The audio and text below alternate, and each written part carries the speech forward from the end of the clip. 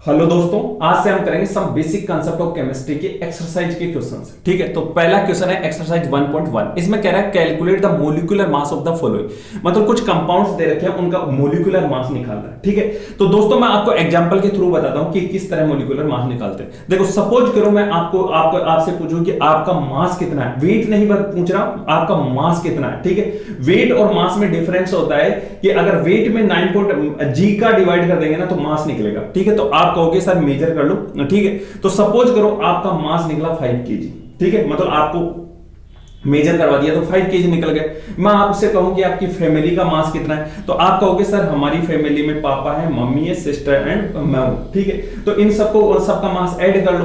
तो सपोज करो जैसे आपके पापा का मास को मेजर किया तो 12 केजी निकला, मम्मी का 8 केजी निकला और आपका 5 केजी है ही, और आपकी सिस्टर का निकला 3 केजी। ठीक है, तो टोटल फैमिली का मास कितना हो, मतलब इन सबको ऐड कर दिए तो 28 केजी हो गया।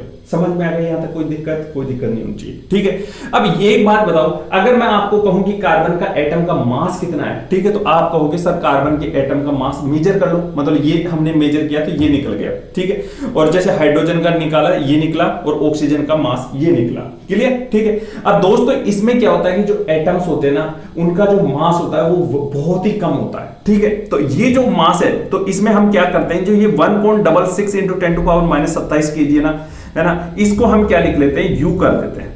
यू मतलब ये लिखने की जो मतलब अगर यू लिखा हो तो ये समझ लो कि इंटू 1.66 इंटू 10⁻⁻27 केजी है। समझ में आ गया? यहां तक कोई दिक्कत नहीं होनी चाहिए।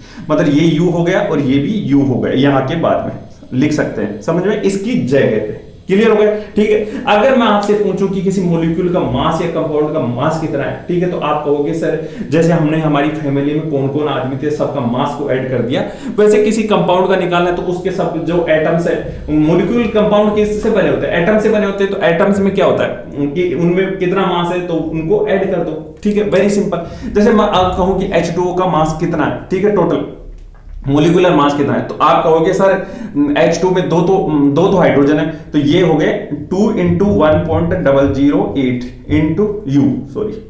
ठीक है, प्लस ठीक है, दो तो हाइड्रोजन हो गए, इसमें दो तो हाइड्रोजन हो गए, एक ऑक्सीजन हो गया, एक ही हो गया, मतलब 16.00 यू।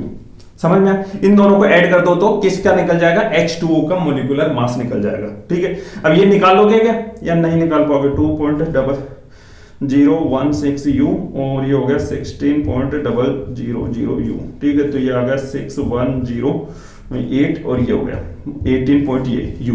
ये H2O का क्या निकल गया, मोलिकुलर मास निकल गया। अब उस कार्बन और इसका CO2 का देखो, CO2 तो CO2 में क्या है, एक तो कार्बन है और 2 ऑक्सीजन है, तो कार्बन का मास कितना है 12.011 यू।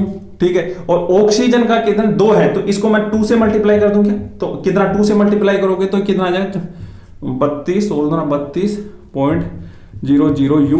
ठीक है, तो इसको ऐड करोगे तो 110.4 और ये हो जाएगा 4। ठीक है, ये आ जाएगा आपका CO2 का मोलिकुलर मास। ठीक है, इसका निकालो। इसमें क्या है, एक कार्बन है, 4 हाइड्रोजन है, एक तो इधर कर देता हूं मैं, एक कार्बन का है 12.011 यू और 4 हाइड्रोजन, इसको 4 से मल्टीप्लाई कर दो तो ये हो जाएगा 4.0832 यू, तो ये हो जाएगा 340 यू है ना, और ये हो गया 6 और ये हो गया 6। ठीक है, तो CH4 का कितना आ गया, ये इसका मोलिकुलर मास आ गया। यहां तक कोई दिक्कत, कोई समझ में नहीं आया क्या?